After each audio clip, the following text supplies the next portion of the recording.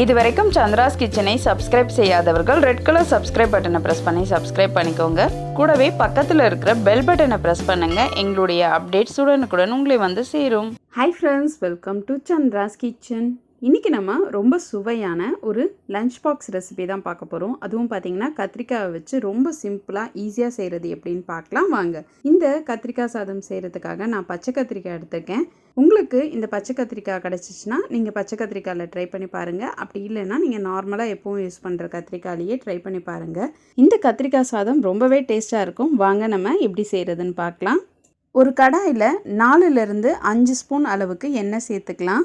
நீங்கள் refined oil இல்லை நல்லெண்ணெய் ரெண்டுத்தில் எது வேணாலும் சேர்த்துக்கலாம். சேர்த்துட்டு நல்லா சூடானதும் உளுத்தம்பருப்பு 1 ஸ்பூன், கடுகு கொஞ்சம், 1/2 ஸ்பூன் போல் கடலைப்பருப்பு சேர்த்துருங்க. அடுத்ததாக 1/4 ஸ்பூன் போல் சோம்பு சேர்த்துருங்க. இது பருப்பு கொஞ்சம் செவக்கட்டோன்ட்டு நம்ம ஒரு கொத்து போல் கருவேப்பிலை சேர்த்துடலாம்.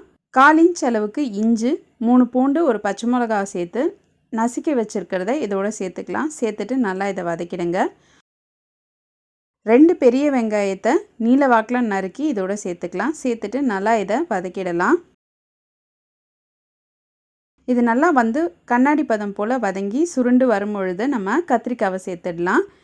நான் கத்திரிக்காவை இந்த மாதிரி கட் பண்ணி வச்சுருக்கேன். இதே மாதிரி நீங்கள் கட் பண்ணி சேர்த்துட்டு நல்லா இதை வதக்கிடுங்க.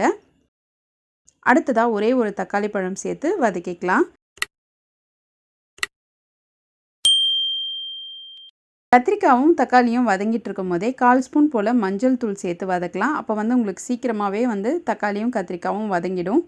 அடுத்ததாக இந்த கத்திரிக்காய் சாதத்துக்கு தேவையான அளவு நம்ம சால்ட்டு சேர்த்துடலாம். சேர்த்துட்டு நல்லா இதை வதக்கிடுங்க. சால்ட்டு சேர்த்து நல்லா வதக்கிட்டு நம்ம ஒரு மூடி போட்டு மூடி வச்சிடலாம். சிம்மில் வச்சு ஒரு 5 நிமிஷம் போல் இருக்கட்டும். இப்போ நம்ம ஒரு 5 நிமிஷம் போல் ஆயிடுச்சு. நம்ம ஓப்பன் பண்ணிடலாம். கத்திரிக்காய் பார்த்திங்கன்னா நல்லாவே வெந்திருக்கு. இப்போ நம்ம ஒரு 10லேருந்து 15 முந்திரியை வந்து இதோட சேர்த்துக்கலாம். நீங்கள் வேர்க்கடலை கூட சேர்த்து இது செய்யலாம்.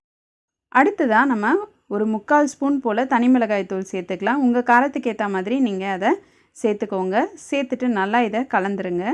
நம்ம ஏற்கனவே சாதத்தை வடித்து எடுத்து வச்சுருக்கோம். அந்த சாதத்தை இதோட நான் சேர்த்துக்கிறேன். கிட்டத்தட்ட வந்து பார்த்திங்கன்னா நான் 400 கிராம் அளவுக்கு சாதத்தை சேர்த்துருக்கேன். சேர்த்துட்டு நல்லா இதை கலந்து விட்டுருங்க.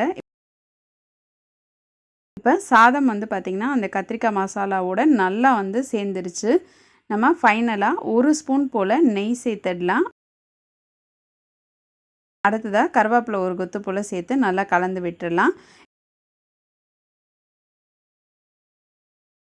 இப்போ ஃபைனலாக கொஞ்சம் போல் கொத்தமல்லி தழை சேர்த்து கலந்துட்டு நம்ம ஒரு 5 நிமிஷம் போல் மூடி போட்டு மூடி வச்சிடலாம். இப்போ நம்மளுடைய சுவையான கத்திரிக்காய் சாதம் சூப்பராக ரெடி ஆயிடுச்சு. நல்லா இதை கலந்து விட்டுருங்க. இந்த சுவையான கத்திரிக்காய் சாதம் லஞ்ச் பாக்ஸ்க்கு ரொம்பவே நல்லாயிருக்கும். கண்டிப்பாக ட்ரை பண்ணி பார்த்துட்டு உங்களுடைய ஃபீட்பேக்கையும் கமெண்ட்டையும் எங்களுக்கு சொல்லுங்கள். இதே மாதிரி இன்னும் நிறைய ரெசிபிஸ் உங்களுக்காக வந்துகிட்டே இருக்குது. இதுக்காக நீங்கள் செய்ய வேண்டியதெல்லாம் இது வரைக்கும் சந்திராஸ் கிச்சனுக்கு சப்ஸ்கிரைப் பண்ணலன்னா சப்ஸ்கிரைப் பண்ணிவிடுங்க. பக்கத்தில் இருக்கிற பெல் பட்டனை ப்ரெஸ் பண்ணுங்கள். அதில் ஆல் நோட்டிஃபிகேஷனை ஆன் பண்ணிக்கோங்க. அப்போ தான் நாங்கள் போடுற வீடியோஸ் உங்களுக்கு உடனே வந்து சேரும். நான் இன்னொரு சுவாரஸ்யமான ரெசிபியோடு உங்களை சந்திக்கிறேன். நன்றி, வணக்கம்.